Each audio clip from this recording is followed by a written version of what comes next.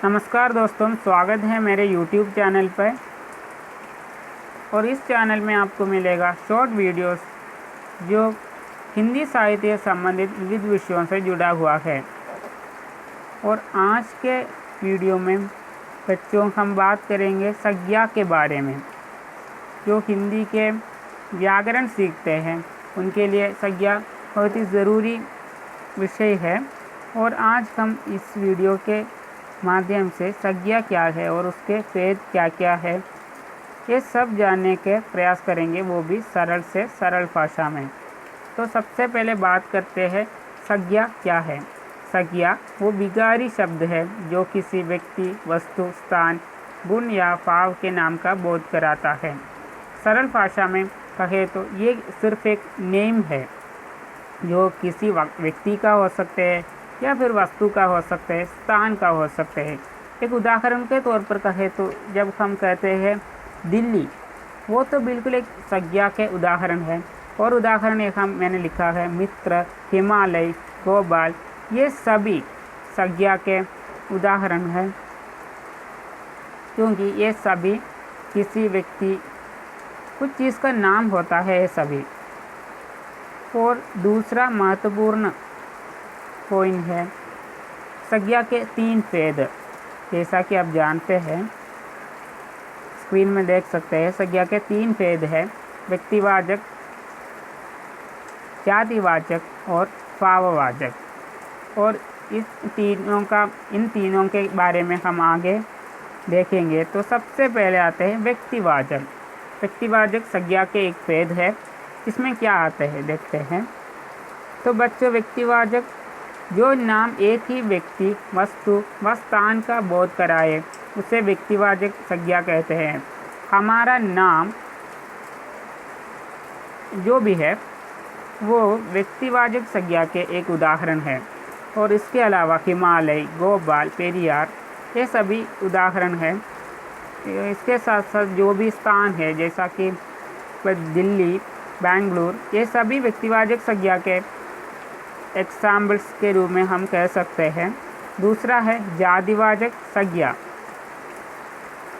जातिवाचक संज्ञा का मतलब है जो नाम एक जाति के समस्त प्राणियों व पदार्थों का बोध कराता है, उसे जातिवाचक संज्ञा कहते हैं। क्योंकि इसको हम यूनिवर्सल कह सकते हैं, क्योंकि एक पर्टिकुलर नहीं है, एक पर्टिकुलर व्यक्ति के लिए नहीं, एक जाति के लिए इसका या फिर एक ग्रुप के लिए इस शब्द का प्रयोग होता है। जैसे कि मित्र, मित्र का मतलब क्या है कि एक व्यक्ति का नाम नहीं है। हमारे सभी मित्रों को हम मित्र ही कह सकते हैं। और पर्वत, सभी पर्वतों को हम पर्वत कह सकते हैं, जैसे कि हिमालय भी एक पर्वत है। दूसरा है नदी। ये सब क्या है कि एक कॉमन नेम है, और इसी कॉमन नेम को जातिवाचक संज्ञा कहते हैं। और इसका भी 2 भेद है। सबसे पहले आते हैं समूहवाचक और दूसरा है द्रव्यवाचक। इन दोनों में क्या अंतर है आगे देखेंगे। तो बच्चों, सबसे पहले आते हैं समूहवाचक।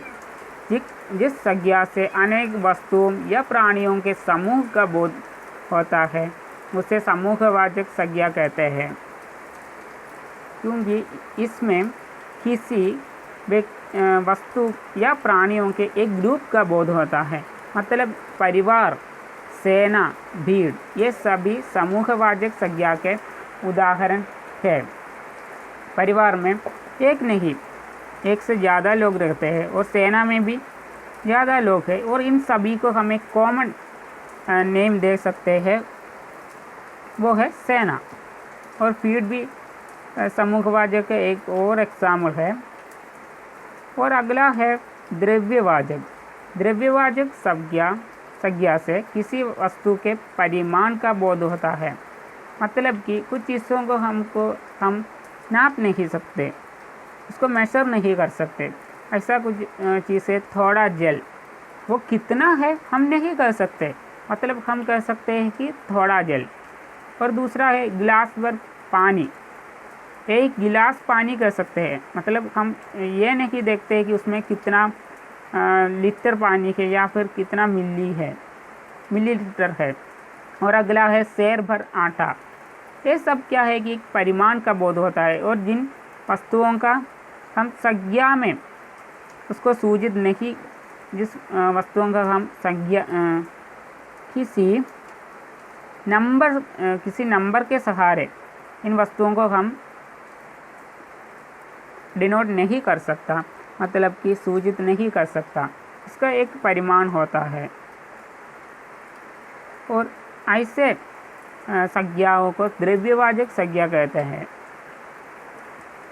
और जो अंत में है भाववाचक, जो किसी पदार्थ की अवस्था, गुण, दोष, धर्म, दशा आदि का बोध कराता है, उसे भाववाचक संज्ञा कहते हैं।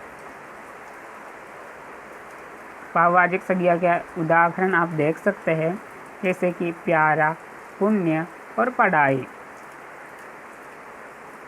क्या है कि एक अवस्था का बोध है, मतलब कि यह फूल बहुत प्यारा है। और है पुण्य, पढ़ाई, इस सब के बारे में ये सभी क्या है कि भाववाचक संज्ञा के उदाहरण के तौर पर हम देख सकते हैं। तो बच्चों, आज के वीडियो में हमने क्या क्या देखा? तो सबसे पहले हमने देखा कि संज्ञा क्या है।